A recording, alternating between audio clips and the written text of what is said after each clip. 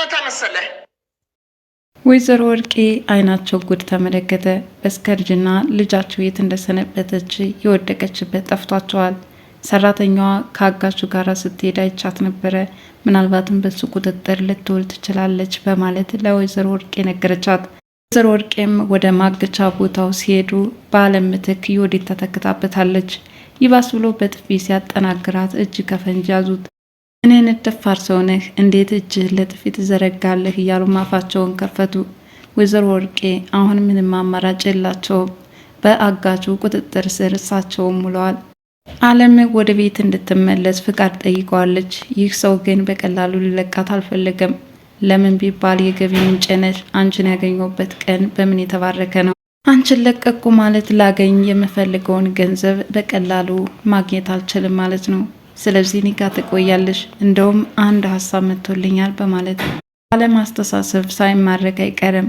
ይኸውም ላሰሪዋ ያላት መቆርቆርና በየሰዓቱ ምግብ ማን ያቀርብላችሁ ይሆን የሚለው ጭንቀቷ፣ እሷ በስቃይ ላይ ሆና ሳለ ነገር ግን አሰሪዋ ቦታ ሰጥታ አሁን ያለችበት ሁኔታ እያሳሰባት በመሆኑ እጅግ በጣም በአስተሳሰቧ በጣም ተገርሞባታል። እንዳንቺ አይነት አገሪቱ ብትኖራት ምንኛ ደስ ባለ ነበር፣ ነገር ግን ብቻሽን ነሽ። ለማንኛውም አንቺ ሚስቴ እንድትሆኝ እፈልጋለሁ በማለት የፍቅር ጥያቄ ማቅርቦላታል። አለም ግን በዚህ ሰዓት የማንንም የፍቅር ጥያቄ መቀበል አልፈለገም። የሚታየኝ ነገር ቢኖር እናቴና እህት ወንድሞችና አሰሪ ብቻ ናቸው በማለት የፍቅር ግንኙነት መመስረት እንደማትፈልግ ለዚህ ሰው ነግሯለች። አጋቹም ከኔ ትዕዛዝ ውጭ መውጣት አይቻልም በፍጹም፣ ይልቁንስ እንድታስቢ ጊዜ ሰጥሻለሁ በማለት አለምን ወደ እሱ ሀሳብ እንድትማረክም ጥረት እያደረገ ነው። አለም ቦታ የተተካችው የወዲት እባክህን ፍታኝ እያለች አሁንም እየተማጽኖ ድምፅ ታሰማለች። ይህ ሰው ግን 23 ሚሊዮን ብሩን ማምጣት እስካልቻሉ ድረስ የወዲት እዛ ቤት መቆየት እንዳለባት ተፈርዶባታል። እንግዲህ በዚህ ሁኔታ ወይዘሮ ወርቄ ልጃቸው በጥፊ ስትመታ አይናቸውን ለጉድ ጥሎታል። ለማንኛውም በዛሬ ክፍል 25 ምን አዲስ ነገር አለ አብረን የምንከታተል ይሆናል። በባለፈው ክፍል የወዲት በታገተችበት ለዛውም በጨለማ ከአንድ ክፍል እንድታድር ተፈረደባት። እሷም እባክህን እንዲህ አይነት ቦታ አድር ያላውቅም፣ ብርዱንም አልችለውም፣ ከወንበር አውርደኝ፣ ቢያንስ እንኳን መኝታ በላይ ላይ የምለብሰው ልብስ እያለችም ጋቹ እንዲራራላት ያላደረገችው ጥረት አልነበረም። አለም የሰነበተችው በዚህ መልኩ ስለሆነ እስኪ አንቺም ቅመሹ ይላታል። በዚህ ሁኔታ እዛች ጠባብ ቤት ትተዋትም ወደ ውጭ ሲወጡ እሷ አለም እያለች ተማጸነቻት። ከዚህ በፊት ማየት የማትፈልጋትን አለም ትታገትላት እጆቿና እግሮቿ ተከንችረው እንዲቆዩ የፈረደችባትን አለም ዛሬ ግን ፍቺ ስትል ተማጸነቻት። አለም ደግሞ በክፋት ከመጡባት እልኋ ከወዲት ይብሳል። ሆኖም ትታት ምንም አይነት ርህራሄ ባለማሳየትም ሄዳለች። እንግዲህ ሰዓቱ ጠዋት ሆነና እንዴት ብላ እንዳደረችም ይጠይቋታል። ብርዱ፣ ረሃቡ፣ ሁሉም ነገር ተፈራርቀውባት እጅግ ከባድ ሁኔታ እንዳሳለፈችም ነገረቻቸው። አይሽ አይደል የሰው ልጅ በሰው ላይ የምትሰሪው ግፍ፣ በሰዎች ላይ የምትሰሪው ግፍ በአንቺም እንደሚደርስ አስበሽ ቢሆን ይህ ሁሉ አይፈጠርም ነበር አላት አጋቹ። ወንዶሰን የወዲት እንዴት እንደዋዛ እንደወጣች ቀረች እያለ እናቱን እያማከራት ነው። ስለ እሷ ምንም አትጨናነቅ አለችው። ሆኖም በሆዷ የያዘችው ጽንስ የወዲት እኮ ነፍሰ ጡር ናት እያለ በነፍሰ ጡርነቷ ጉጉት እንዳደረበትም ይገልጽላታል። ወንዶሰን እናትም እርግዝናው በጭራሽ ሐሰት ነው እያስመሰለች እንጂ የወዲት ነፍሰ ጡር አይደለችም ስትልም ገልጻለታለች። ሊድና ያለውን ሁኔታ ላጣራ በማለትም ቀጥታ ወደ ወይዘሮ ወርቄ ቤትም ያመራል። እንደደረሰም የወዲት የት ሄዳ ነው? እንዴት አልመጣችም? ወደ አንተ ነበር የመጣችው፣ የት ሄዳ ነው አሉ ወይዘሮ ወርቄ። ወደ እኔም አልመጣችም፣ እንዴት ቤቷን ትታ ትናንት እንደወጣች በድንገት ትቀራለች? ለምን ሳሳድሯት? በማለት ከወይዘሮ ወርቄ ጋራ ክፉና በጎ መነጋገር ይጀምራሉ። ወይዘሮ ወርቄ እንዳመጣላቸው የሚናገሩት እንዲሁም ለሰው ክብር ብሎ አልሰራባቸውም። ያቺ አመዳም እናት ጋር እየተጋገዝክ ልጅን ቾት ስለነሳችኋት አሁን እረፍት ትፈልጋለች እና ለዛ ነው ከኔ ቤት ያደረችው በማለት እናትም በነገሩ እያገዘች ወንዶሰንን ትናገረዋለች። ወንዶሰን ዛሬ ላይ ትዕግስቱ ያለቀ ይመስላል። አመዳም ስትል የተናገረችበት እናቱን ሲያስብ በጣም አንገሸገሸው። ያንን ቃልም ደጋግመው እንዲጠሩም አስገድዳቸው። ወይዘሮ ወርቄ እባክህን ተስቶኝ ነው ከአንደበቴ ነው ያመለጠኝ፣ እናትማ በጣም ደርባባና የምታምር ሴት ናት በማለት በአንድ አፍ ሁለት ምላስ እንደሚባለው ነገሩን ለማስተባበል እየሞከሩ ነው። ወንዶሰንም ሁለተኛ እንደዚህ አይነት ነገር ስትናገሪ እንዳልሰማች በማለት ማስጠንቀቂያም ሰጣት። እንደውም እስከ ስማቸው ድረስ አበባዬ ወይም እማዬ እያለ ሲጠራት የነበረ አሁን ወይዘሮ ወርቄ ሲል አንቀርፍፎ ጠራት። በዚህ ጊዜ አይቀን ሲጥል ወርቄ ብለህ አዋረድከኝ አይደል እያለችም ተንጨረጨረች። ዮርዳኖስ ሆቴል እየተከራየች ማደሩ ስላሰላቻት እባክሽን እያለች አክስቷን እየተማጸነቻት ነው። ወደ ቤቷ መልሳት ቢያንስ ማደሪያ እንኳን እንድትራራላት። ወይዘሮ ወርቄ ማደሪያ ብቻ አይደለም ወደዚህ ቤት ስትመጪ ሆድሽንም ያስቸግረኛል፣ አንቺን መቀለብ ደግሞ አልችልም፣ እንዲህ ትበያለሽ አትወፍሬም እያለችም ሰነቷ እየተሳለቀችና የምትበላውንም ክፉኛ እየገመገመቻት በጣም በሚያስጠላ ሁኔታ እየተናገረቻት ነው። ወዲም የእህትሽ ልጅ አይደለው ለምን ትጨክኝብኛለሽ አለቻት።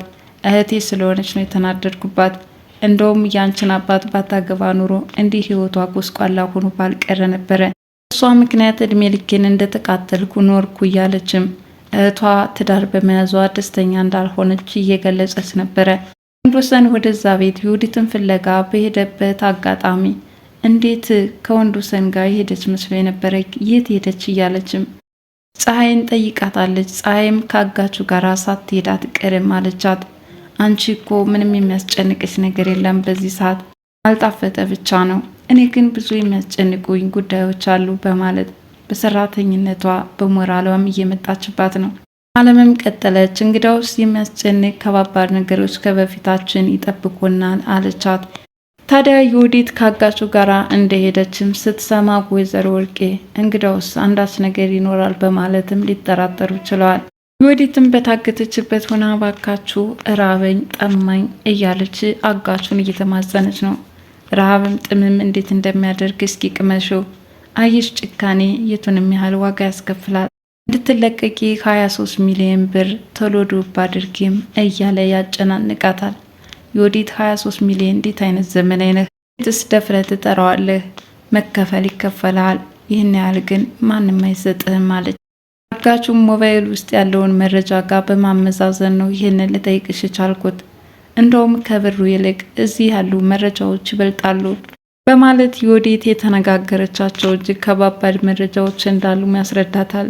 ይህኔ አጅሪትም ጭንቅ ውስጥ ትገባለች። አጋቹ ዮዲትን ብቻ አይደለም ወደ ወይዘሮ ወርቄ ቤት በመሄድም ዮርዳኖስን ወደ መጣሽበት ተመለሽ፣ እዛው ጎዳናሽ ውጭ እያሉ ሲያስጨንቋት ሳለ የት ነው የምትሄደው? ሴት ልጅ እኮ ናት። እናንተ ጭካኔ አይሰለቻችሁም ወይ? ለምን ይች ልጅ እንድትወጣ ታስገድጃታለሽ? በማለት ዮርዲ እዛ ቤት ተመልሳ እንድትኖርም አድርጓል። ታዲያ እዛው ቁጭ ብሎ በሳህን እንጀራ ተሞልቶም ሲቀርብላት ዮርዲ ከራቡ አንጻርም ፈጠን ፈጠን ብላ ስትጎርስ፣ ወይዘሮ ወርቄ ግን አይናቸው ከምግቡ ጋር ነበር። ታዲያ ዮዲትን አንተ ነው ወይ ያስካት? በማለትም ወይዘሮ ወርቄ በሚጠይቁበት ሰዓት በትክክልም እሱ ጋር እንዳለች ይናገራል። 23 ሚሊዮን ብር እስካልገባ ድረስ ዮዲት ወደ ቤት እንደማትመለስም ገልጾላቸዋል። ወንዶሰን እናትም ስለ አለም ጉዳይ እያሰቡ ከዚህ በፊት የምታደርግላቸው እንክብካቤ እማዬ በሰዓቱ ምግቤ እያለች ያህል እንደምታስብላትና በምትኩ ደግሞ ዮዲት ስታሳድዳቸው የቀረበላቸው ምግብ ጥርቅ አድርጋ ስትበላ ብቻ ብዙ ነገር እያሰቡ የአለም ወጥቶ መቅረት ክፉኛ እያሳሰባቸው ነው። አለም በበኩሏ እባክህን ለማዬ ልድረስላት፣ እኔ ካጠገቧ ሆኖ ምግብ በሰዓቱ የሚያበስልላትም ሆነ የሚሰጣት የለም እያለች ስለሷ ምግብ እየተጨናነቀች ትገኛለች። አጋቹም አንቺ በዚህ ልክ ትጨነቂያለሽ እንጂ አስርሽ ግን እስካሁን ረስታሻለች፣ ምናልባትም በአንቺ ምትክ ሌላ ሰው ቀጥራ ይሆናል አለ። ግን እማዬ በፍጹም እንዲህ የምታደርግ አይደለችም፣ በጣም መልካም ሴት ናት፣ ብታያት እንዴት የምታምር ደርባባ መሰለችህ እያለች እያደናነቀችና እንዴት እንደምትወዳቸው እየገለጸች ነበር። ሆኖም ከጥቅም ጋር በተያያዘ ምናልባትም ተጨማሪ ገንዘብ ስለምትሰጣቸው ይሆናል የሚል እሳቤም አለው። እሱም ስለ ገንዘብ ሳይሆን የእውነት እናትነት ፍቅር ስለሚያሳዩት እንደወደደቻትም እየገለጸች ነበር። እዚህ አስተሳሰቧ የተማረከው አጋች ለሚስትነት አጭቷታል። አለም ግን ትቀልዳለህ እንዴ? እኔ አንተን የማገባበት ጊዜው አይደለም። ታየኝና የማስበው ነገር ቢኖር እማዬንና እህቶቼን ወንድሞቼን እንዲሁም አሰሪን ነው።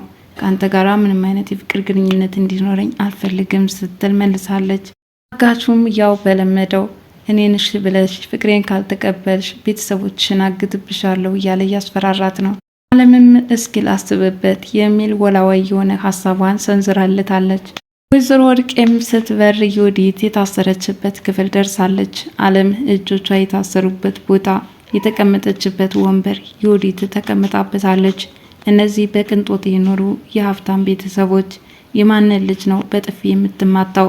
እንዴት እሷ ላይ እጅን ትሰነዝራለህ? እያለችም በጣም የተዋረዱ አይነት እየተሰማትም አይናቸው ጉድ ተመልክቷል። ወይዘሮ ወርቄ እስከ ልጃቸው ድረስ በዚህ መልኩ ዋጋ እየከፈሉ ይገኛሉ። እንግዲህ አብዝቶ ፈላጊ የራሱን ያጣል ነውና እናትና ልጅ የማይወጡበት ዕዳ ውስጥ ገብተዋል። በሚቀጥለው ክፍል ምን ላይ ልናገኛቸው እንችላለን? አለም ወደ ቤት ትመለስ ይሆን ወይስ በዛው ትቆያለች? አብረን የምንከታተል ይሆናል። ለቻናሌ አዲስ የሆናችሁ ላይክ፣ ሼር፣ ሰብስክራይብ በማድረግ ቤተሰብ እንድትሆኑ በትህትና እጠይቃለሁ። ባይ ባይ።